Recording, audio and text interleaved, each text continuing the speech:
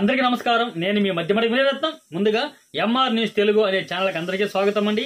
ఈరోజు నుండి అప్డేట్లో భాగంగా శ్రీకాళహస్తి జనసేన పార్టీలోకి వివిధ వర్గాల నేతల చేరికలు వివరాల్లోకి వెళ్ళినట్లయితే, శ్రీకాళహస్తి నియోజకవర్గం జనసేన పార్టీ ఇన్ఛార్జ్ అయిన శ్రీమతి వినితా కోట గారి సమక్షంలో శ్రీకాళహస్తి పట్టణం 28వ వార్డు మాజీ కౌన్సిలర్ శ్రీ రామచంద్రయ్య ఆధ్వర్యంలో 15 మంది జనసేన పార్టీలో చేరారు.